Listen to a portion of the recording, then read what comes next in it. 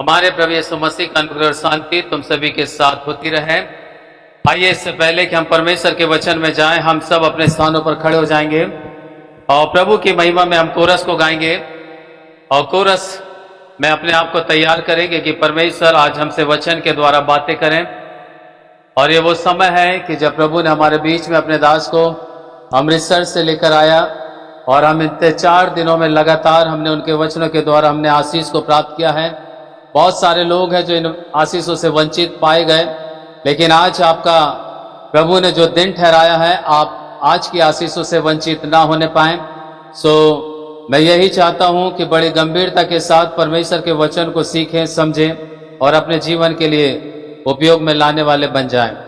आइए हम सब मिलकर अपनी आंखों को बंद करेंगे, दोनों हाथों को परमेश्वर की ओर उठाएंगे और आत्मा से भरकर आज जैसा परमेश्वर का वचन कहता है, हमारी नहीं लेकिन प्रभु की मर्जी इस स्थान के ऊपर पूरी होने पाए। अपनी आंखों को बंद करें, दोनों हाथों को परमेश्वर की ओर उठाएं।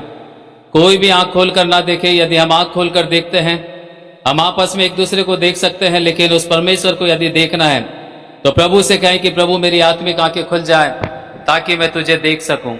वो परमेश्वर चाहता है कि हम उसे अपनी आत्मिक आंखों से देखने पाए।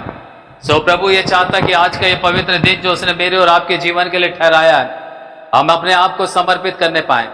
वो परमेश्वर जो आशीष से हमारे जीवन के लिए उसने ठहराई है, वो आशीष से प्रभु आज हमारे जीवन के अंदर उंडेलेगा।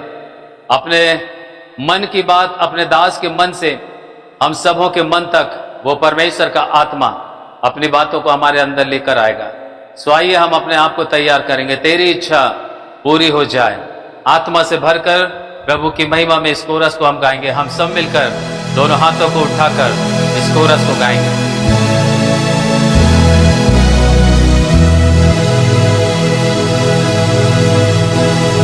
तेरी इच्छा पूरी हो जाए, हाथों में तेरे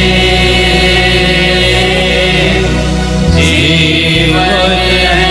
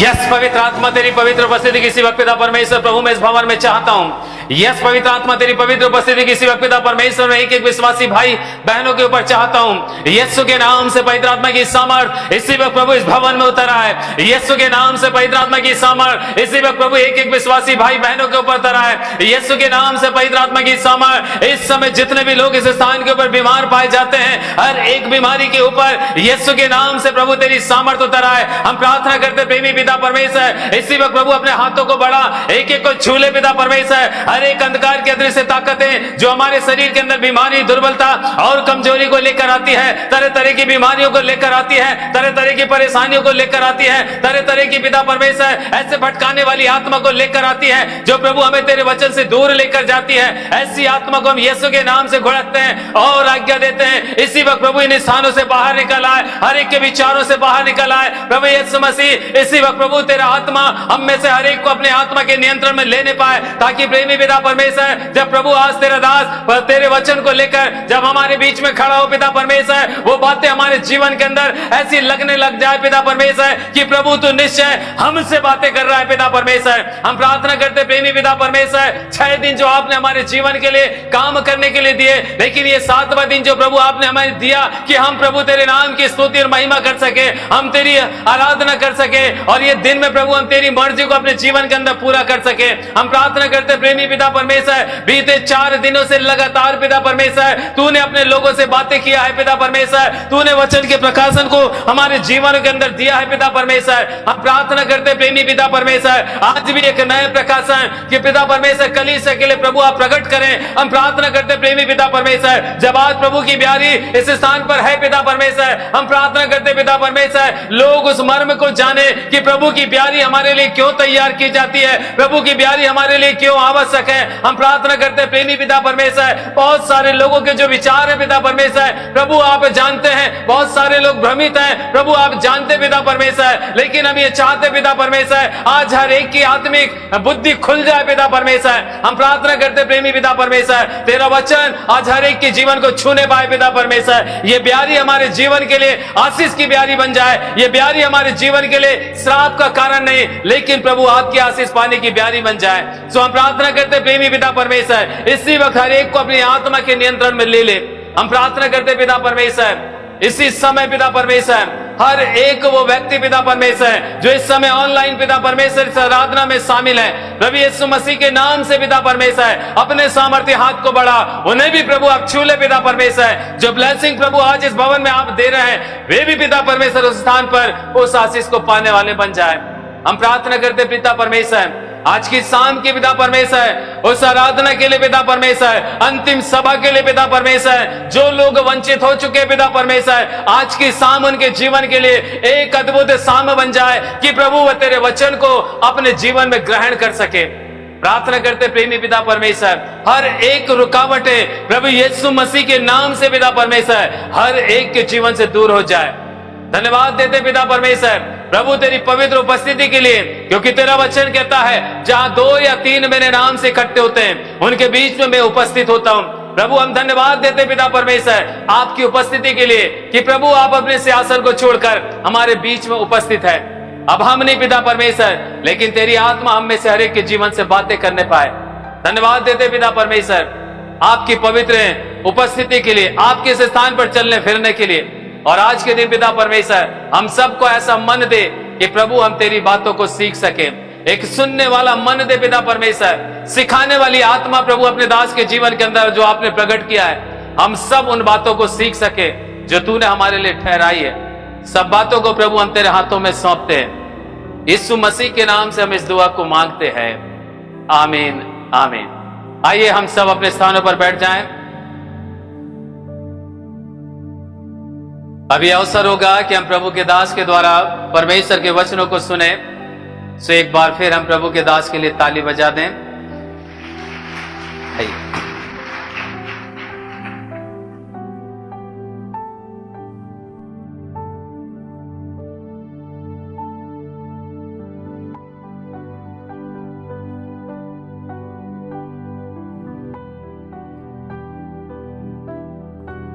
Praise the Lord Jesus। आइए कुछ पलों के लिए अपने सिरों को झुकाएं। और जिंदा सामर्थी पवित्र अति पवित्र खुदावंद की हजूरी में उसे विनती प्रार्थना निवेदन करे कि वो हमसे बात करे, अपने वचन के गहरे भेद हम पर प्रकट करे। प्रार्थना करें, खुदावंद मैं अपने हृदय को इस रीति से तैयार करता हूं कि पिता आपके वचन को ग्रहण कर सकूं। पिता परमेश्वर, आपके प्यारे बेटे हमारे उद्धार करता प्रभु यीशु मसीह का जीवित पवित्र पवित्र नाम लेकर हम दिल की गहराइयों से धन्यवाद देते हैं पिता, आपकी कलीसिया के लिए, आपकी देह के लिए, आपकी दुल्हन के लिए प्रभु जी। पिता परमेश्वर, अंतिम दिनों में प्रभु हम पिता परमेश्वर आपकी आमद के लिए तैयार हो पाए प्रभु जी। ऐसा बड़ा अनुग्रह करें प्रभु जी, एक एक पर रहम करें, दया करें प्रभु यीशु। समझने में समझाने में आप मदद करें, सीखने में सिखाने में आप मदद करें प्रभु यीशु।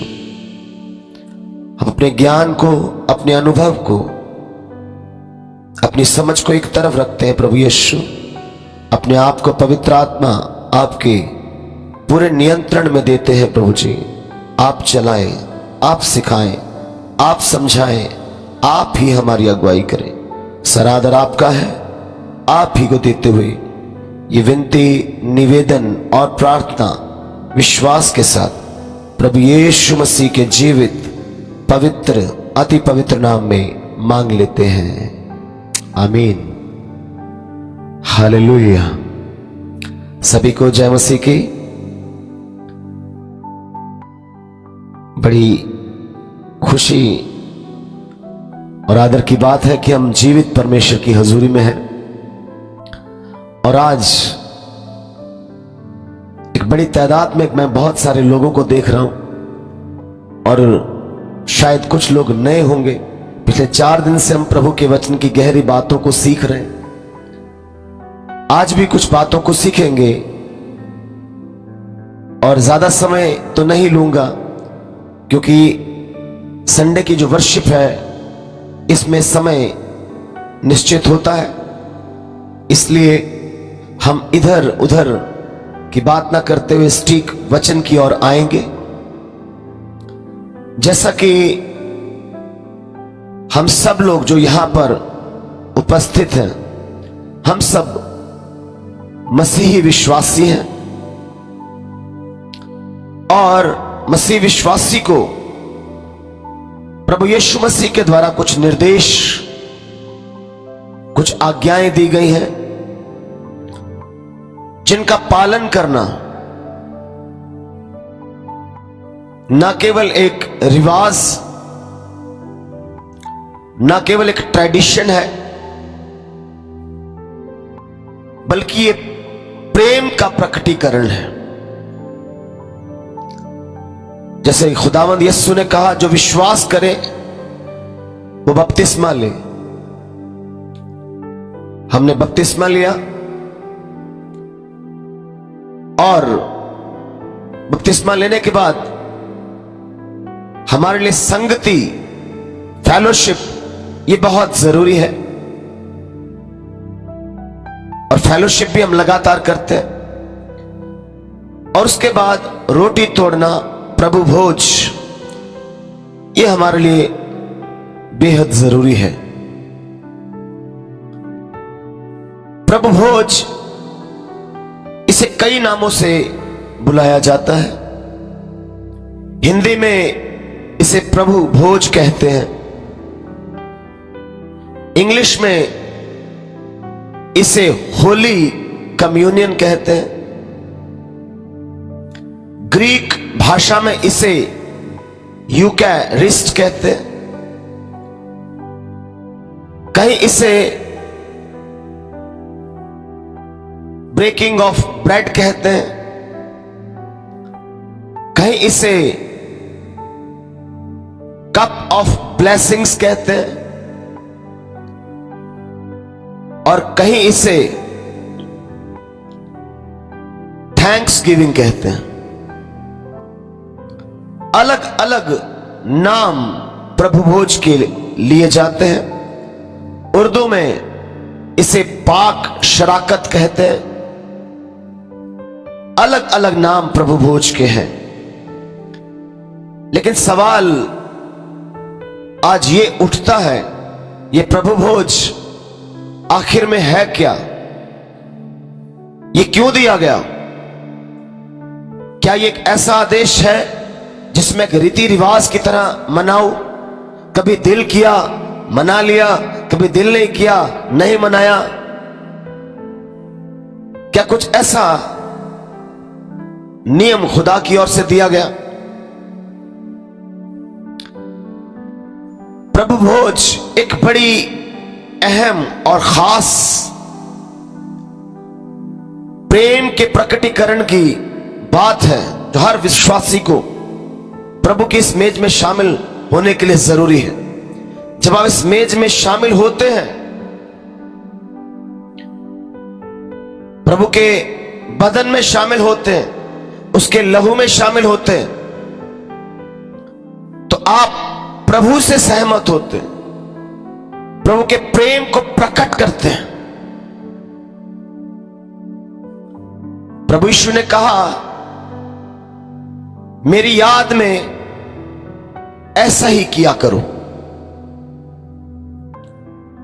एक बहुत बड़ी स्टडी के अनुसार बच्चों को स्कूल में पढ़ाया जाता है। स्कूल में पढ़ाने के बाद उन्हें कॉलेज की स्टडी दी जाती है, फिर कॉलेज के बाद यूनिवर्सिटी। तो एक अध्ययन के अनुसार यह बताया जाता है, जब हम किसी चीज को पढ़ते हैं, किसी भी चीज को पढ़ते हैं, तो 10% 10% सीखते हैं। पढ़ने से हम सिर्फ और सिर्फ 10% सीखते हैं।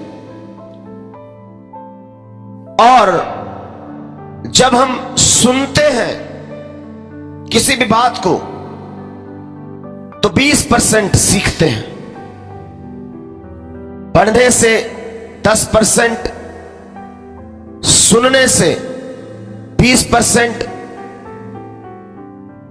और देखने से 30%। खुद पढ़ा आप 10% सीख पाएंगे, और सुना तो आप 20% सीख पाएंगे, और आपने देखा गौर से, पूरा टकटकी बांध के ऑब्जर्व करके, तो आप 30% सीख पाएंगे। और लिखा, अगर आप देखकर और सुनकर किसी चीज को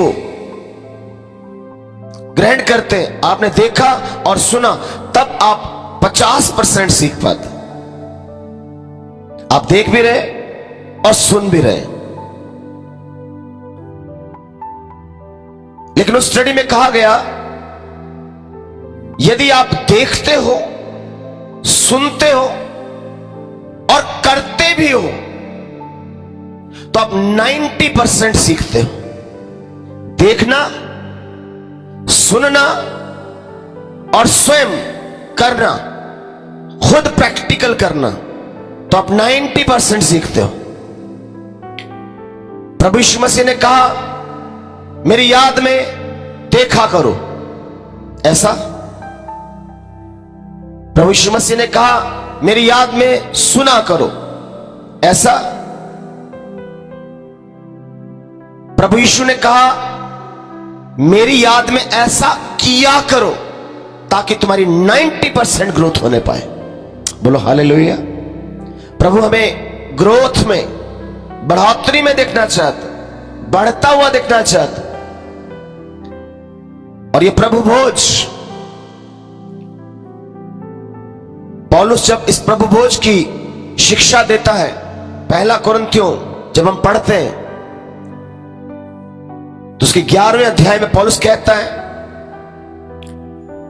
जिन लोगों ने इस प्रभु भोज की अहमियत को, इसकी पावर को नहीं समझा, इसकी गंभीरता को नहीं समझा, वो कमजोर है, निर्बल हैं, बीमार हैं और कई तो सो भी चुके हैं, मर चुके हैं। अगर आप प्रभु भोज की गंभीरता नहीं समझ पा रहे तो शरीर जो है ये बीमार रहेगा। हम यीशु के बारे में पढ़ते, यीशु चंगा करने वाला, उसका नाम ही यहोवा राफा है। यहोवा राफा चंगा करने वाला खुदा। उसके कोड़े खाने से, उसके मार खाने से हम चंगे हो गए। लेकिन अगर क्रिश्चियनिटी का एक डाटा निकाला जाए तो क्रिश्चियनिटी की एक बहुत बड़ी तादाद बीमार है। क्रिश्चियनिटी की एक बहुत बड़ी आबादी, संख्या बीमार है। उसकी बीमारी की वजह है, खुदावंद के वचन में लिखा है, इस प्रभु भोज को जिसने गंभीरता से नहीं लिया वो निर्बल है, वो बीमार है और कुछ मर भी चुके। एक तो बीमारी आपको नहीं छोड़ेगी, दूसरा आप हर क्षेत्र में कमजोरी महसूस करेंगे, फिजिकली, मेंटली, स्पिरिचुअली, कहीं पर भी आप कभी भी अपने आप को ताकतवर नहीं समझेंगे। और मरना, आप कहेंगे मरना तो सभी ने, लेकिन एक मृत्यु होती है जो समय से पहले आ जाती है। उसकी मृत्यु निर्धारित परमेश्वर की ओर से तो लंबी है, लेकिन प्रभु भोज को उसने गंभीरता से नहीं लिया। प्रभु भोज को उसने सीरियस होकर नहीं लिया, इसे प्रेम समझ के नहीं लिया। समय से पहले मृत्यु आएगी, ये याद रखें। यह खुदावंद के कलाम में लिखा है, घर जाके आप पढ़िएगा, 1 कुरिन्थियों 11 अध्याय। समय से पहले मृत्यु आ जाए। परमेश्वर ने हमें लंबी उम्र देने का वादा किया। लिखा, जो परमेश्वर का भय मानते हैं वो दीर्घायु होते हैं, उनकी उम्र लंबी होती है। लेकिन हमारे मन में परमेश्वर का भय नहीं, हम डरते नहीं हैं। इस वीक में नहीं लिया, अगले वीक में ले लेंगे, अगले वीक नहीं लिया, नेक्स्ट मंथ ले लेंगे, नेक्स्ट मंथ ले लिया, 2 मंथ ले लेंगे। चलो कोई बात नहीं, हम नहीं जा पा रहे, नेक्स्ट टाइम ले लेंगे। ये जो स्पिरिट ऑफ प्रोक्रेस्टिनेशन है, ये डेविल की स्पिरिट है। स्पिरिट ऑफ प्रोक्रेस्टिनेशन होता है टालने की आत्मा। कल करेंगे, बाद में करेंगे, देख लेंगे, टालते जाना। यिर्मयाह कहता है, श्रापित है वो व्यक्ति जो परमेश्वर के काम को आलस्य से करता है। यिर्मयाह 45 की 10 में ऐसा लिखा, श्रापित है वो व्यक्ति, ब्लेसेड नहीं है, श्रापित है वो व्यक्ति जो परमेश्वर के कार्य को, उसके काम को, परमेश्वर का कार्य, ये प्रभु भोज लिखा, प्रभु भोज, ये प्रभु का भोज है, मेरा और आपका नहीं है, उसका है। उसके कार्य को हम कैसे आलस्य से कर सकते? फिर हम कहेंगे पास्टर जी हमारी बीमारियां, हमारी प्रॉब्लम्स बनी हुई है, दुआएं करवाते रहेंगे, हम ब्लेसेड ना हो पाएंगे। इस चीज को समझना बड़ा जरूरी है। टालने की स्पिरिट को छोड़ना होगा। अभी जब आप प्रभु की हजूरी में, अभी अपने मन में, स्पिरिट में होकर कहें, खुदावंद आज से मैं टालने की आत्मा से हमेशा की आजादी चाहता हूं, उसी समय आपका काम करूंगा। प्रभु यीशु मत्ती के पास आए, मत्ती वहां पर टैक्स ले रहा था। मत्ती उठ मेरे पीछे हो ले। मत्ती कहता नहीं, आज नहीं, कल घर में जाऊंगा, पूछ के आऊंगा, देखूंगा, नेक्स्ट वीक आऊंगा। ऐसा मत्ती तुरंत उठा और उसके पीछे हो लिया। ये बात होती है। खुदावंद हमें ऐसा बनाना चाहे। बोलो हालेलुया। प्रभु भोज जो आज हम लेते हैं, हमारे प्रभु भोज में और पुराने नियम में, फसह के पर्व में कुछ बातें सिमिलर हैं, पर फसह का पर्व और प्रभु भोज एक बात नहीं है। कई बार हम फसह के पर्व को और प्रभु भोज को एक मान लेते हैं, क्योंकि बहुत सारी ऐसी शिक्षाएं हैं जो शिक्षाएं ये कहती हैं कि हमें प्रभु भोज दिन को नहीं लेना, शाम को लेना है, गोधूली के समय लेना है। गोधूली का समय, शाम का समय। रीजन, क्योंकि उन्होंने फसह कब लिया? गोधूली के समय। जब हम निर्गमन 12 अध्याय पढ़ते हैं तो लिखा, उन्होंने जब उन्हें फसह के पर्व की खुदा की ओर से आज्ञा मिली तो उन्होंने शाम का वक्त चुना। शाम के वक्त फसह के पर्व में शरीक शामिल हुआ करते थे, लेकिन वो फसह का पर्व इजराइलियों के लिए था। ये प्रभु भोज यीशु मसीह पर विश्वास करने वाले विश्वासियों के लिए, दोनों में फर्क है। वो उनकी मिस्र से गुलामी की परछाई थी, ये हमारी पाप से गुलामी की परछाई है। प्रभु भोज जरूरी नहीं कि हम शाम को लें। पौलुस कहता है, जब कभी इस बदन में से खाओ, जब कभी इस लहू में से पियो, जब कभी, एनी टाइम। शाम सुबह की कोई बाउंडेशन नहीं है, आप कभी भी प्रभु भोज ले सकते। आप एक दिन में 3 बार भी प्रभु भोज ले सकते। आप एक दिन में भी प्रभु भोज ले सकते। आप 3 दिन बाद भी प्रभु भोज ले सकते। आप 1 हफ्ते बाद भी ले सकते, आप 1 महीने बाद भी ले सकते, पर इस प्रभु भोज को लेना जरूरी है, इसे टालना नहीं है। जो प्रभु भोज को टालते जा रहे हैं, निर्बल, बीमार और समय से पहले मृत्यु को वेलकम कर रहे हैं, इसकी गंभीरता को समझना मेरे और आपके लिए बड़ा जरूरी है। और हमारा प्रभु भोज और जो इजराइली थे, यहूदी थे, उनके प्रभु भोज में कुछ अंतर है। हम जो प्रभु भोज लेते हैं उसमें 1 प्याला होता है। 1 प्याले से हम सब लोग उसमें शरीक होते हैं। लेकिन जो यहूदियों का फसह मनाया जाता था उसमें 4 प्याले लिए जाते थे। कितने प्याले? ऊंची आवाज से बोले जरा। 4 प्याले लिए जाते थे। हम जरा पढ़ सकते हैं निर्गमन की किताब, उसका 6ठा अध्याय, उसकी 6ठी और 7वीं आयत। निर्गमन उसका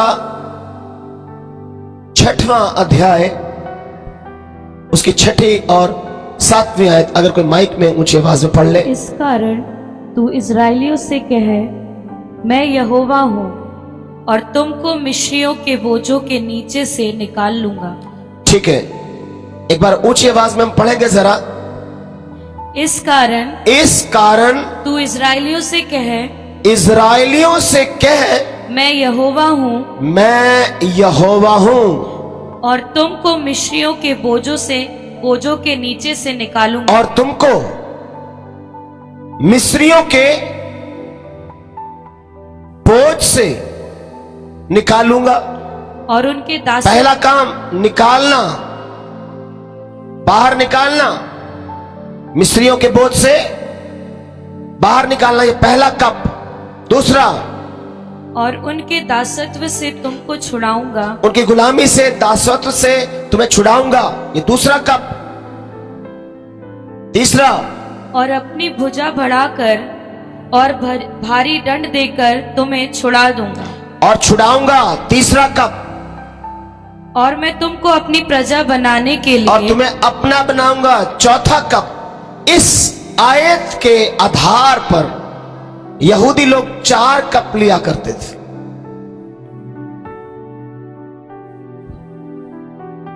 पहला cup, the cup of sanctification, the cup of sanctification, पवित्रीकरण का कटोरा।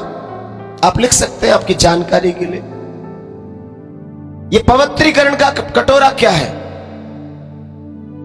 हम कहते हैं पवित्र पवित्र पवित्र, सेनाओं का यहोवा पवित्र। पवित्र बनो जैसा तुम्हारा स्वर्गीय पिता पवित्र है। हमें पवित्र या होली शब्द का मतलब है कि पवित्रता, पवित्र। लेकिन जो पवित्र, होली या सैंक्टिफाई, ये जो शब्द है इसका सही और संपूर्ण अर्थ ये है सबसे अलग। जब ये कहा जाता है पवित्र बनो, इसका मतलब सबसे अलग बनो। जैसा तुम्हारा स्वर्गीय पिता पवित्र है, जैसे मेरा स्वर्गीय पिता सबसे अलग है। पवित्र शब्द का मतलब सबसे अलग। तो यहां पर कप ऑफ सैंक्टिफिकेशन का मतलब है परमेश्वर उन्हें मिस्र के लोगों से हमेशा के लिए अलग कर रहा है। सैंक्टिफिकेशन, सेपरेशन, अलगाव। परमेश्वर चाहता है थोड़ा सा अलगाव होना पाए। जिन लोगों के बीच में हम रह रहे हैं, परमेश्वर उनसे हमें अलग करता है। यीशु ने कहा, मैं तलवार चलाने के लिए आया हूं। यीशु ने क्या कहा? मैं तलवार चलाने के लिए आया हूं, ताकि सास को बहू से, बाप को बेटे से, भाई को भाई से अलग कर दूं। ऐसा कहा यीशु ने। मत्ती 10:34 में ऐसा कहा। क्या यीशु सचमुच ऐसा करने आया? घरों में कलेश डलवाने आया? लड़ाई झगड़े करवाने आया? अलग करने आया? सैंक्टिफिकेशन, जो विश्वास में नहीं है, जो प्रभु में नहीं है, जो संगति में नहीं है, उनसे अलग करेगा। जिनका मन प्रभु के जैसा नहीं है, उनसे अलग करने की बात है। परिवार को तोड़ने की बात नहीं है। Praise the Lord, hallelujah. जब एक व्यक्ति बहुत बीमार हो जाता है, उसे आईसीयू में रखते हैं, इंटेंसिव केयर यूनिट में रखते हैं, और उससे किसी को मिलने की इजाजत नहीं है। मिलना है 2 मिनट के लिए मिले और आ जाए, ताकि उसको इन्फेक्शन ना हो जाए। उसको सबसे अलग रखा जाता है आईसीयू में, ताकि उसका सही ढंग से इलाज हो सके, सही ट्रीटमेंट, सही हेल्थ उसको प्रोवाइड करवाई जा सके। आईसीयू में परमेश्वर हमें स्पिरिचुअल आईसीयू में रखना चाहता है, आत्मिक आईसीयू में रखना चाहता है, ताकि संसार की बातों का इन्फेक्शन हमारे ऊपर ना हो। इसलिए उसने इस्राएलियों को कहा, मैं मिस्र के बोझ से तुम्हें अलग करूंगा। उन्हें अलग किया। Sanctify, the cup of sanctification. मेरे यीशु ने भी हमें अलग किया है संसार से। तुम संसार के सदृश्य ना बनो, अलग किए। आप घर में चावल बनाते हो, दाल बनाते हो, और उसको देखते हो उसमें कोई कंकर है, कोई घास फूस है, आप उसे अलग करते हैं। परमेश्वर ने दिन को रात से अलग किया। परमेश्वर में अलग करता है। The cup of sanctification means परमेश्वर मुझे अलग करता है। आप अलग किए लोग हैं, आप स्पेशल लोग हैं। दूसरा cup, the cup of deliverance. Cup of deliverance मतलब मैं तुम्हें मिस्र की गुलामी से आजाद करवाऊंगा, डिलीवर कर दूंगा। वो मिस्र की गुलामी में थे, तो उन्हें डिलीवर करना बड़ा जरूरी था। हम भी पाप की गुलामी में थे। परमेश्वर प्रभु यीशु ने हमें पाप की गुलामी से छुटकारा दिया। यह डिलीवरेंस, इसलिए वो दूसरा कप रखते थे। पहला कप यहूदियों का कप ऑफ सैंक्टिफिकेशन, पवित्रीकरण का कटोरा। दूसरा उनका कप ऑफ डिलीवरेंस, गुलामी से छुटकारा। तीसरा जो कप था उनका, द कप ऑफ रिडेम्पशन, हमेशा हमेशा की मुक्ति उसका कटोरा। खुदावंद ने उन्हें हमेशा हमेशा के लिए मिस्र से बाहर निकाल दिया। 2-4 महीने के लिए नहीं, कोई बात नहीं, 2-4 महीने तुम घूम फिर आओ, कनान का थोड़ा मजा ले लो, फिर वापस आ जाना मिस्र में। ऐसा नहीं, हमेशा के लिए द कप ऑफ रिडेम्पशन, हमेशा की मुक्ति। ऐसे प्रभु यीशु ने हमारे जीवन का वो पहला कटोरा पूरा किया। कप ऑफ सैंक्टिफिकेशन, मुझे यीशु ने अलग किया, सारी दुनिया से अलग किया। मेरी सोच, मेरे स्वभाव, मेरे विचार, मेरा तौर तरीका उसने अलग किया, मेरा उठना बैठना अलग किया, मुझे सैंक्टिफाई किया। इसलिए कहता पवित्र बनो जैसा तुम्हारा स्वर्ग पिता पवित्र। सबसे अलग बनो जैसा तुम्हारा स्वर्ग पिता अलग है। दुनिया में बड़े ईश्वर हैं, पर हमारा परमेश्वर अलग है, सबसे अलग। दुनिया में बहुत सारे प्रभु हैं, मालिक को भी प्रभु कहते हैं, राजा को भी बाइबल में प्रभु कहा गया।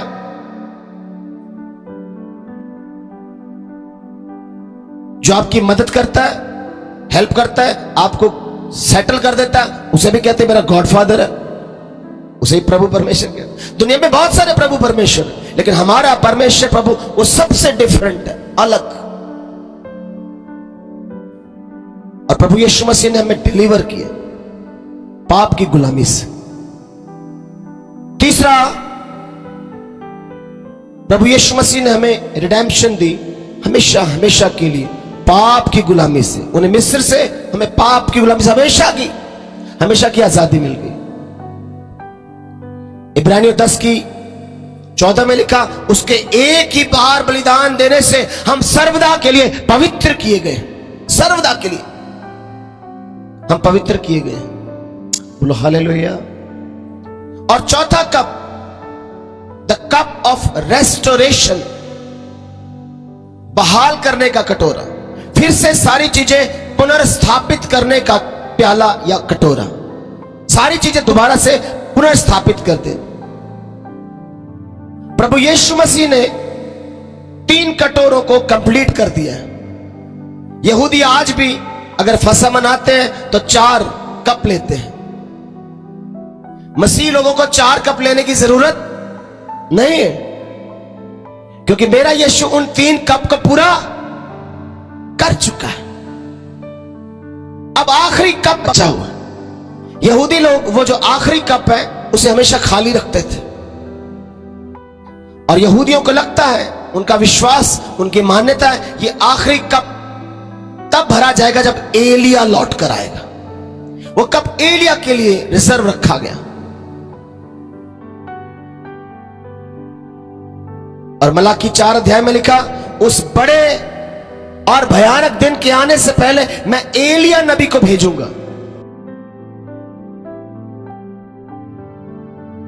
वो पुत्रों को पितरों की ओर मोड़ेगा। बड़ा दिन, उस बड़े दिन से पहले उस परमेश्वर ने एलिया नबी को भेजा। आप बोलोगे कौन सा बड़ा दिन, कौन सा एलिया? आप क्रिसमस मनाते हैं तो क्रिसमस को हिंदी में क्या बोलते हैं? बड़ा दिन, साडा बड़ा दिन, हमारा बड़ा दिन आया। बड़ा दिन कौन सा? जब यीशु का जन्म हुआ। तो यीशु के जन्म से पहले किसको भेजा? यूहन्ना को। एलिया की स्पिरिट से भेजा। एलिया किस आत्मा से भरा? यूहन्ना। यीशु के आने से पहले यूहन्ना आया प्रभु का मार्ग तैयार करने की। बोलो हालेलुया।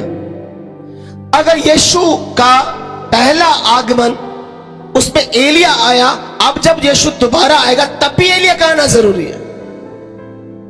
बोलो हालेलुया।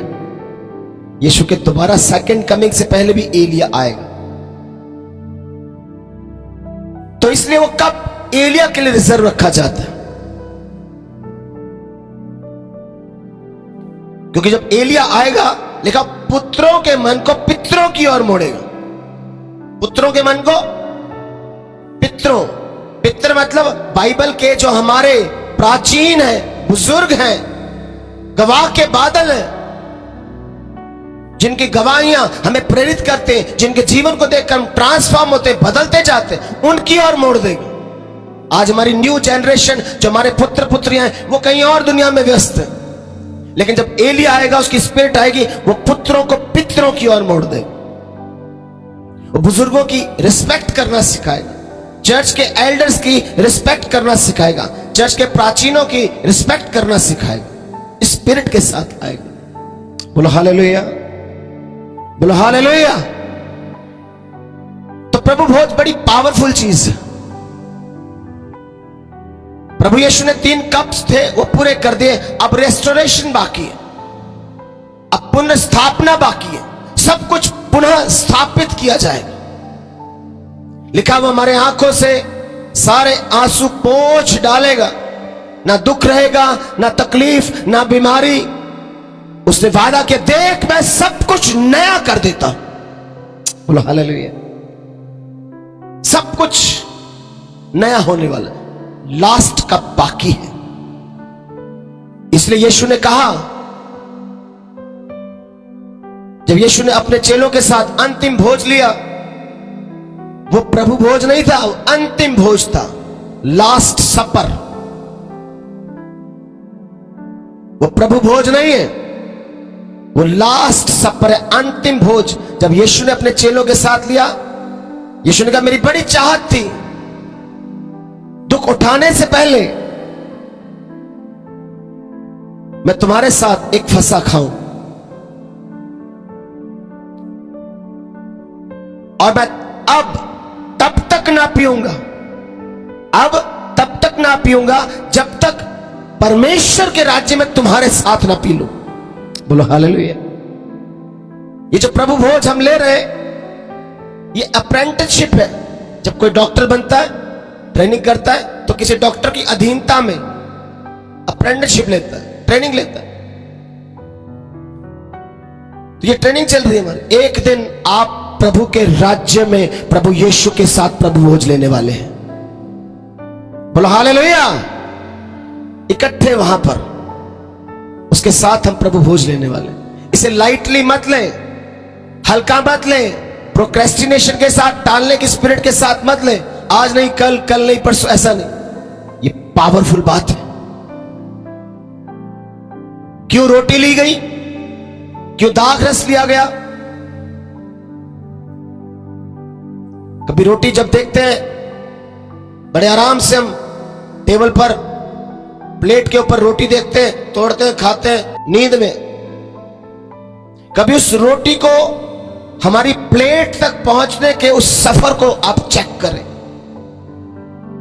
रोटी हमारी प्लेट तक कैसे पहुंची? खेत में अनाज उगाया गया, गेहूं के दाने। ये जो गेहूं के दाने हैं, ये जब तक इन्हें क्रश नहीं किया जाता, इन्हें तोड़ा नहीं जाता, इनका पाउडर बनाया नहीं जाता, इसे छाना नहीं जाता, इसे गुना नहीं जाता, इसे आग में सेका नहीं जाता, तब तक ये रोटी हमारी प्लेट तक नहीं पहुंचती, हमारे मुंह तक नहीं पहुंचती। इसे लाइटली मत ले। यीशु ने कहा, मैं जीवन की रोटी हूं। यीशु ने क्या कहा? मैं जीवन की रोटी हूं। मेरे यीशु मसीह ने मेरे लिए उस गेहूं के दाने की तरह खुद को तोड़ा है, कुचला गया है।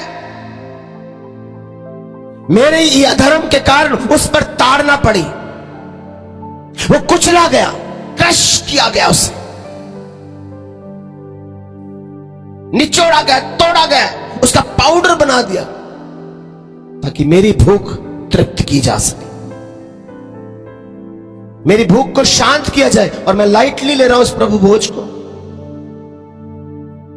दाखरस कैसे बनता है? आजकल तो बड़ी बड़ी मशीनें हैं। प्रभु यीशु के समय, पुराने समय में जो दाख थी, उन्हें लकड़ी का बर्तन लिया जाता था, उस लकड़ी के बर्तन में डालकर पांव से ऐसे ऐसे करके कुचला जाता। पांव तले दाख रस निकालने के लिए दाखों को कुचलना है। मेरा यीशु मेरे और आपके लिए कुचला गया, दाख की तरह कुचला गया, निचोड़ा गया, उसके लहू का कतरा कतरा बहाया। इसलिए नहीं लाइटली ले, प्रोक्रेस्टिनेशन, कल नेक्स्ट वीक देखेंगे, मुझे आज वहां जाना है, मुझे यहां जाना है, no not at all. Crush किया गया, उसे कुचला गया। जैसे दाख कुचली जाती है पांव तले, ऐसे मेरा यीशु इंसानों के पांव के नीचे कुचला गया। यीशु के सर पर जब कांटों का ताज पहनाया गया, इज़राइल की वो ऐसी खास झाड़ी थी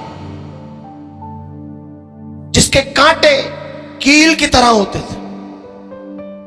उस झाड़ी का नाम है स्पाइना क्राइस्टा।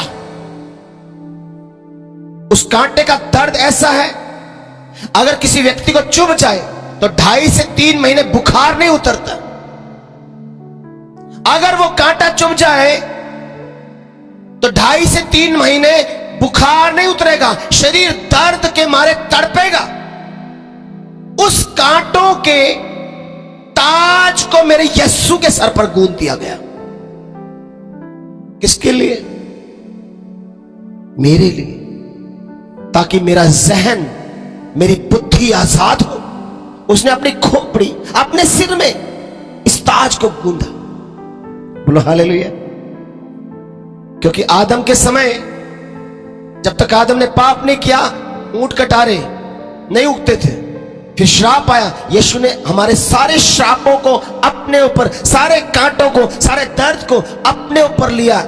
इसलिए प्रभु भोज जरूरी, कुचला गया, क्रश किया गया, निचोड़ा गया, तोड़ा गया उससे,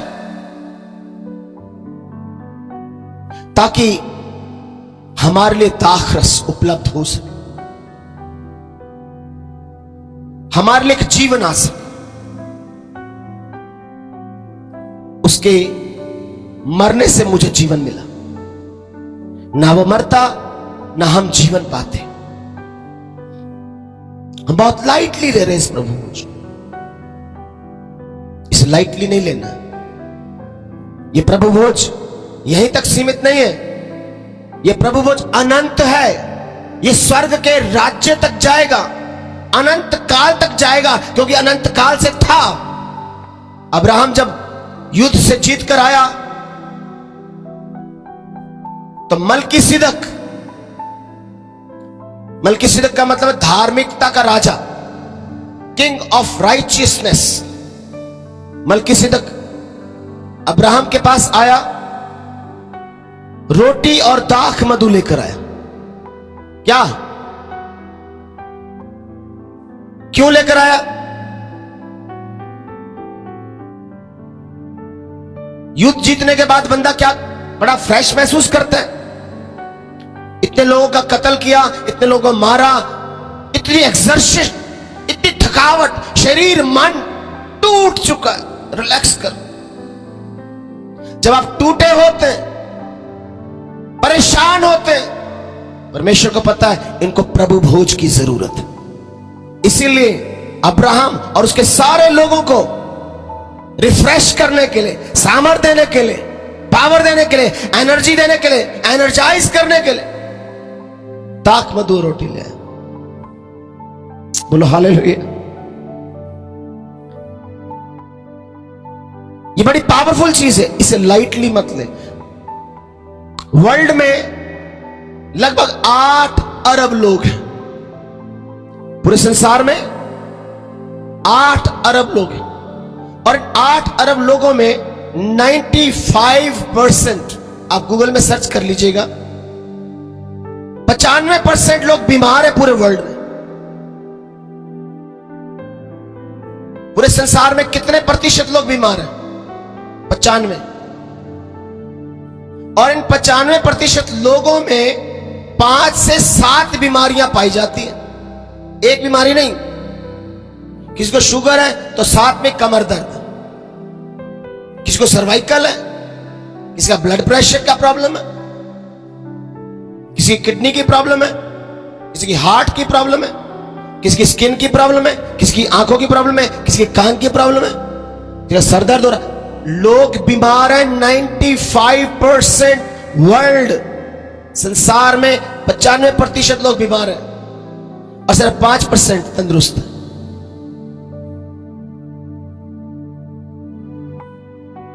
सोचकर देखिए। और ये 95% लोग बीमार क्यों हैं?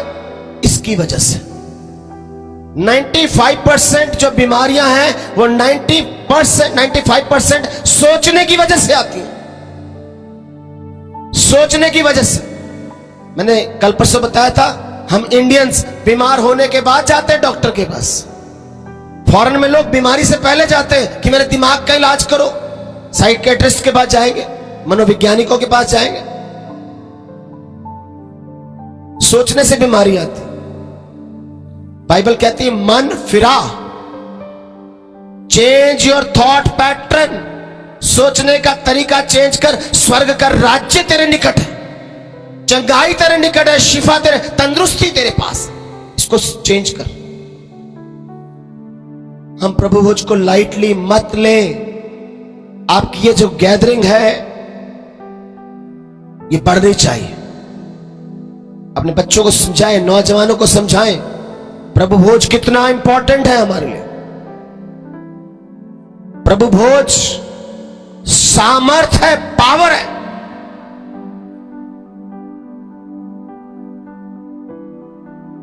पौलुस कहता है ये आज्ञा मुझे प्रभु की ओर से मिली। प्रभु यीशु ने डायरेक्ट, जब यीशु अपने चेलों को अंतिम भोज दे रहे थे, उसमें पौलुस शामिल नहीं था। पौलुस को कई सालों बाद आगे विश्वास में आया। पौलुस को किसने बताया ये प्रभु भोज ऐसे लेना है? इतनी डीपली कौन सिखा रहा है? प्रभु कहता है ये, पौलुस कहता है ये आज्ञा मुझे प्रभु की ओर से मिली। खुदावंद ने डायरेक्ट रेवलेशन दिया, सीधा पौलुस को बताया, ये कलीसिया को समझा। बोलो हालेलुया।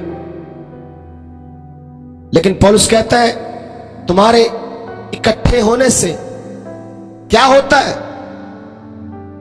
गुटबंदी, ग्रुपिज्म। दो बंदों का ग्रुप इधर, दो बंदों का ग्रुप इधर। ये प्रभु भोज में एक रोटी, जब यहां पर खुदा के दास पादरी साहब आते हैं, कितनी रोटियां तोड़ते हैं? ऊंची आवाज में बोलेंगे, कितनी कितनी रोटियां तोड़ते हैं? एक क्यों तोड़ जाती? क्योंकि मेरा परमेश्वर एक ही है, मेरा प्रभु एक ही है, जो हमारे तोड़ा गया। एक ही प्रभु, एकता की निशानी है, वननेस की, एक हो जाने की निशानी है। हम ग्रुपिज्म में हैं, दो बंदों का ग्रुप, दो बंदों का ग्रुप। ऐसे चर्च ग्रो नहीं करेगा। ऐसे हम प्रभु की देन या दुल्हन नहीं बन पाएंगे। प्रभु पौलुस कहता है सुनने में आया है कि तुम्हें गुटबंदियां हैं। पहला कुरिन्थियों 11 अध्याय में लिखा है, पढ़ना घर जाके, पढ़ा होगा क्योंकि आप सब लोग मैच्योर विश्वासी हैं। क्यों पौलुस ऐसा कह रहा है? एक रोटी और एक प्याला, एकता के सूत्र में बंधने की बात है। पूरे चर्च को एक होना है। यीशु किसी एक विश्वासी को लेने के लिए नहीं आ रहे।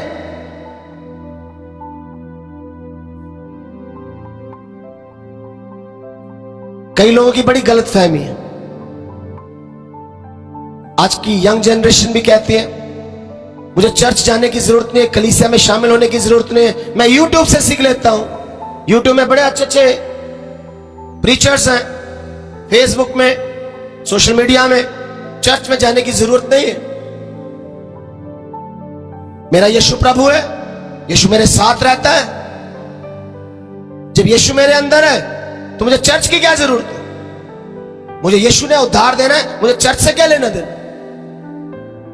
ये रॉन्ग कंसेप्ट है आज, ना केवल नौजवानों के, बहुत सारे मैच्योर लोगों के दिमाग में। आप सबसे पहले इस बात को समझे, यीशु सिर है, यीशु और कलीसिया दे।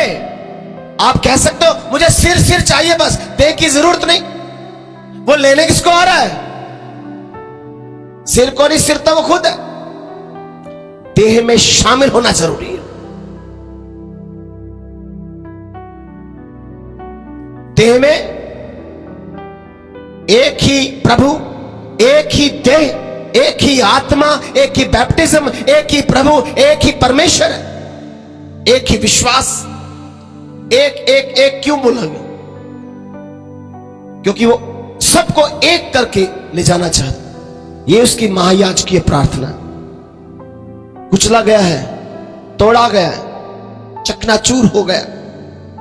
हमें बाइबल लिखा मत्ती 26 अध्याय में, भोजन करते समय यीशु ने रोटी ली और उसे तोड़ा, उसे तोड़ा और कहा ये मेरी देह। अब इसको समझना, यीशु खुद एक देह में आए और एक रोटी ले रहे और उसे तोड़ रहे, कहते ये मेरी देह। ये रोटी है, ये यीशु की देह, जो यीशु स्वयं है। देह दो हो गए, यीशु की देह अलग और ये रोटी भी देह, दो देह। इफिसियों की पत्री में कहा एक ही देह। क्या मतलब? ये यीशु की देह की, ये जो रोटी है यीशु के देह का एक निशान है, चिन्ह है। बोलो हालेलुया।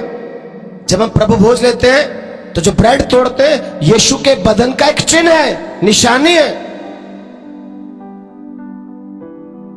वो एक्चुअल में यीशु का बदन नहीं है, बदन की निशानी है।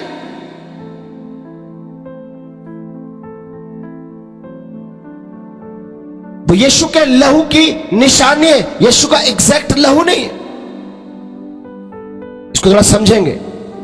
आप किसी अविश्वासी को बोले जो यीशु को नहीं जानता, जो किसी मूर्ति पूजा में है, जो किसी मूर्ति के आगे झुकता है, तो आप उससे पूछते हैं इस मूर्ति के आगे क्यों झुकते हो?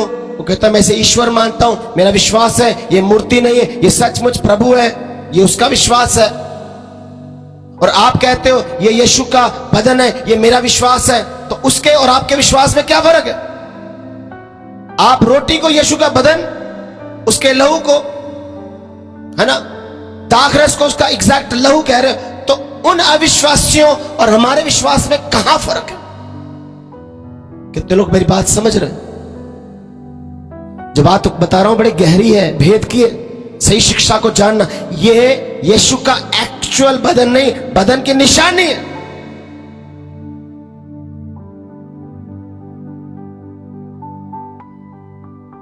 बोलो हालेलुया। हम निशानी के तौर पर, चिन्ह के तौर पर, यीशु ने कहा मेरे स्मरण के लिए ऐसा किया करो। मेरी याद में एक चिन्ह है, एक निशानी है, याददाश्त है, उसका मेमोरी है, रिमेम्बरेंस है। एक अविश्वासी कहता है मैं मूर्ति को खुदा मान रहा हूं, हम इस ब्रेड को करिए, एक्चुअल में यीशु का बदन। नो, यीशु के बदन की निशानी है, मेरे प्रभु की बदन की निशानी। और जब आप निशानी को ग्रहण करते हो, ग्रहण करने के बाद वो रियलिटी में कन्वर्ट हो जाती है। बोलो हालेलुया, बोलो हालेलुया। तो प्रभु भोज मेरे लिए, आपके लिए, हर विश्वासी के लिए बड़ा जरूरी है, बड़ा अहम है। इसे कभी भी टाले मत। अपनी फैमिली को लेकर आए होली कम्युनियन में, और ना केवल होली कम्युनियन में, चर्च की हर एक्टिविटी में। क्योंकि आप देह हैं, सिर्फ होली कम्युनियन में आना, एक रिचुअल समझ के आना और बाकी दिन चर्च नहीं आना, यह भी होली कम्युनियन का निरादर है। क्योंकि एक देह, तो एक देह में तो हम आ ही नहीं रहे।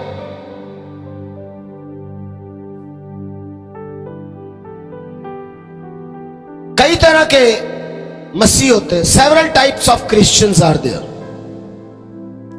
एक होते हैं ऐतवारी मसीह, सिर्फ ऐतवार को चर्च आते हैं,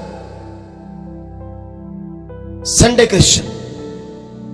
ऐतवारी मसीह, ऐतवार है, रविवार है, ऐतवारी मसीह, और संडे चर्च आना बस। बाकी चर्च के सोमवार से लेकर सैटरडे कोई चर्च में क्या हो रहा है, क्या एक्टिविटी है, क्या पार्टिसिपेशन है, कुछ नहीं। इसे कहते हैं ऐतवारी मसीह। एक होते बीमारी मसीह। कौन से? बीमारी है तो चर्च याद आ गया, बीमारी मसीह। कुछ ऐतवारी मसीह, कुछ बीमारी मसीह। बीमारी है तो चर्च याद आ गया। तीसरे है त्योहारी मसीह। ओ त्योहार आ गया, ओ जी गुड फ्राइडे आ गया, ओ जी ईस्टर आ गया, ओ जी क्रिसमस आ गया, ओ जाएंगे चर्च। ये त्योहारी मसीह।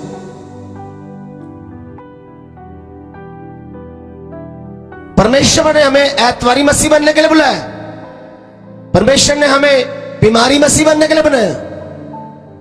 परमेश्वर ने इसलिए बुलाया कि त्योहारी मसीह बने। त्योहारी मसीह।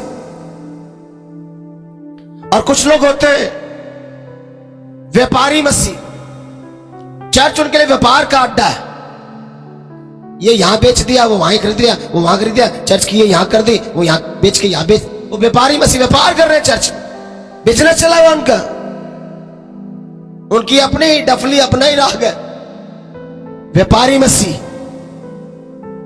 यीशु ने क्या हमें व्यापारी मसीह बनने के लिए बुलाया? चर्च व्यापार करने की जगह उसने व्यापार करने वाले को लात मार के निकाला बाहर। मेरे बाप के घर को डाकुओं की खो बनाया। तमाशा ये भवन, मेरा घर प्रार्थना का घर कहलाए। बिजनेस हब नहीं है, क्लब नहीं है, डांस करने की जगह नहीं है, फिल्मी गानों में। मेरा घर प्रार्थना का घर कहलाएगा। ये व्यापार का अड्डा नहीं है। व्यापार बना लिया। आपको पता है चर्चेस में किस तरह के व्यापार होते हैं।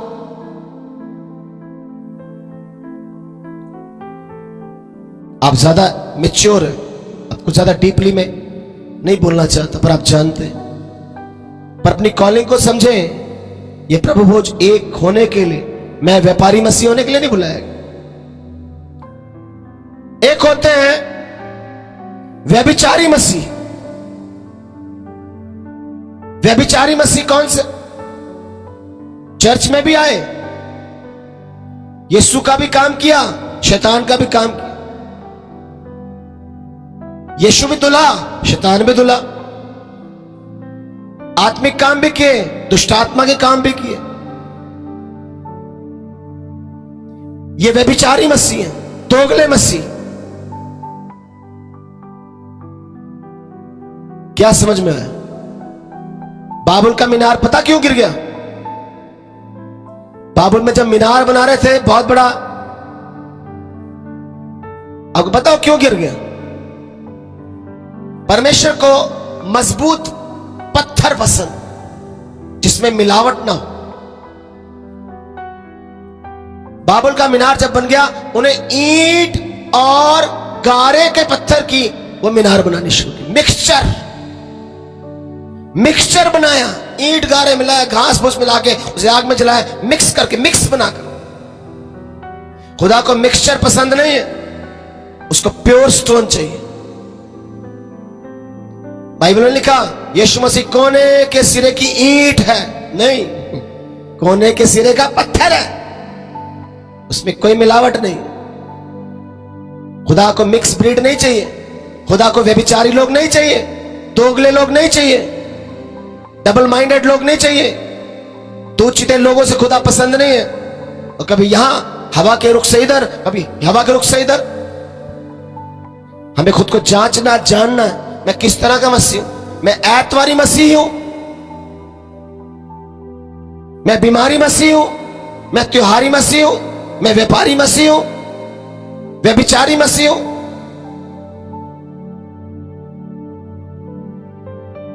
या फिर जिम्मेदारी मसीह।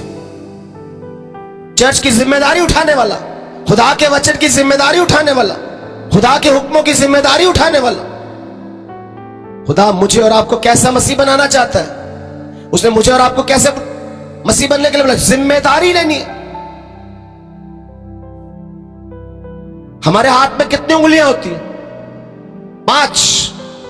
ये जो 5 उंगलियां हैं, ये जिम्मेदारी को बताती है। आपके हाथ में ये बाइबल पकड़ाऊंगा मैं, तो आप एक उंगली से पकड़ेंगे? है कोई महारथी जो मैं बाइबल ऐसे पकड़ाऊं तो क्या करेंगे? आप ऐसे पकड़ेंगे, पूरे हाथ 5 उंगलियां जाएंगे, जिम्मेदारी लेंगे। ये 5 उंगलियां जिम्मेदारी बताती, ये रिस्पॉन्सिबिलिटी, ये अनुग्रह का, रिस्पॉन्सिबिलिटी का, फेथ का निशान। बोलो हालेलुया। हमें खुदा ने जिम्मेदारी मसीह बनने के लिए बोला है। ये मेरी जिम्मेदारी है। मेरे प्रभु ने कहा मेरे स्मरण के लिए ऐसा करो, मेरी याद में ऐसा ही किया करो, मेरी याद में ऐसा देखा करो नहीं कहा, मेरी याद में ऐसा सुना करो नहीं कहा, मेरी याद में ऐसा देखा और सुना करो नहीं, मेरी याद में ऐसा किया करो। करोगे तो आपकी ग्रोथ है। आप कमजोर, बीमार या समय से पहले मृत्यु को वेलकम नहीं करेंगे, आप डांटेंगे उसे। आप लंबी उम्र के हकदार हो जाएंगे। खुदा आपको ब्लेस करना चाहता। खुदा इस प्रभु भोज की गंभीरता आपको समझाना चाहता। प्रोक्रेस्टिनेशन के स्पिरिट से आजाद हो जाए। टालने का मन छोड़ दे। मुझे नहीं टालना इसको, ये मेरी जिम्मेदारी है, रिस्पॉन्सिबिलिटी है, ये मेरी अकाउंटेबिलिटी है। मुझे प्रभु के इमेज में शामिल होना है। बोलो हालेलुया, बोलो हालेलुया। प्रभु भोज में बहुत सारे गहरे भेद, पर समय मुझे इतनी इजाजत नहीं देता मैं गहरी बातें आपको बताऊं। जितना बताया मुझे विश्वास है आपने उसे रिसीव किया। आप आज से इस प्रभु भोज को गंभीरता से लेंगे, सीरियसनेस से लेंगे, जिम्मेदारी से लेंगे, क्योंकि प्रभु ने मुझे और आपको ऐतवारी मसीह नहीं बनाया, बीमारी मसीह नहीं बनाया, व्यापारी मसीह नहीं बनाया, व्यभिचारी मसीह नहीं बनाया, हमें जिम्मेदारी मसीह बनाया। आइए अपनी आंखें बंद करें, अपने सीनों को झुकाएं और धन्यवाद करें। पिता परमेश्वर, आपकी पवित्र मेज जो हमारे सामने है पिता, वचन कहता है, दाऊद भजन संहिता कहता है, तूने मेरे दुश्मनों के सामने मेरी मेज को सजाया है। बाइबल कहती है जब अक्सर युद्ध हुआ करता था तो राजा लोग युद्ध जीतने के बाद बड़ा भोज किया करते थे, जश्न मनाया करते थे, एक बड़ी मेज सजाई जाती थी जब युद्ध जीत कर आया करते थे। लेकिन दाऊद एकमात्र ऐसा राजा था जो युद्ध के बाद नहीं बल्कि युद्ध में जाने से पहले ही एक बड़ा भोज दिया करता था, एक मेज सजा लिया करता था, ताकि जीत का ऐलान हो सके। उसे पता था मेरा यहोवा युद्ध में जाने से पहले ही हमें विक्ट्री दे चुका है, जीत चुके हैं हम। जब आप प्रभु भोज में आते हैं, आप जीत के हकदार हैं, आप विजेता हैं। इसीलिए दाऊद कहता है, तूने मेरे दुश्मनों के सामने मेरी मेज को सजाया है। खुदावंद आज अपने भवन में आपके सामने मेज सजाता है। बीमारी आपका दुश्मन हो सकती है, कमजोरी आपका दुश्मन हो सकती है, चिंता आपका दुश्मन हो सकती है, कलेश आपका दुश्मन हो सकती है, लेकिन खुदावंद ने आज आपके सामने मेज सजाया है। इस मेज में शरीक होने के लिए अपने मन को साफ करें। लिखा है, अपने भाई को तो माफ कर, अपनी बहन को तो माफ कर। जिस किसी के मन में, आपके मन में वैर विरोध क्रोध, नफरत है, प्रभु भोज में शरीक होने से पहले उसे निकालें, उसे माफ करें, क्योंकि खुदावंद यस्सु ने क्रूस पर पहला शब्द ही कहा, पिता इन्हें माफ कर, क्योंकि नहीं जानते ये क्या करते। आपके खिलाफ किसी ने कुछ भी किया हो, आप माफ करें। प्रभु आपसे प्यार करता है, आप दूसरों से प्यार करें। आप प्रभु भोज की अहमियत को समझें। इस रोटी और दाख रस को प्रभु का बदन, प्रभु का लहू, उसकी निशानी समझते हुए ग्रहण करें। खुदा आपको बहुत ब्लेस करना चाहे। पिता परमेश्वर इस कलीसिया को ब्लेस करे, इस कलीसिया के पासवान को, उनके बच्चों को, परिवार को, उनकी पूरी सेवकाई को ब्लेस करें। इस पूरी चर्च के बिशप साहब के लिए प्रार्थना करते हैं, इस चर्च की मंडली के लिए, चर्च कमेटी के लिए, जितने भी जन हैं सबको आपके लहू में कवर करते हैं। प्रभु जी एक एक पर बड़ा आपका अनुग्रह होने पाए। सारा आदर, सारी महिमा, सारा जलाल आप ही को देते हुए ये विनती, निवेदन और प्रार्थना विश्वास के साथ यीशु नाम में मांग लेते हैं। आमीन आमीन। जोरदार तालियां उस जीवित परमेश्वर के लिए। हालेलुया। मैं प्रभु के दास को चाहूंगा कि हमारे बीच में आए, आगे का समय लें।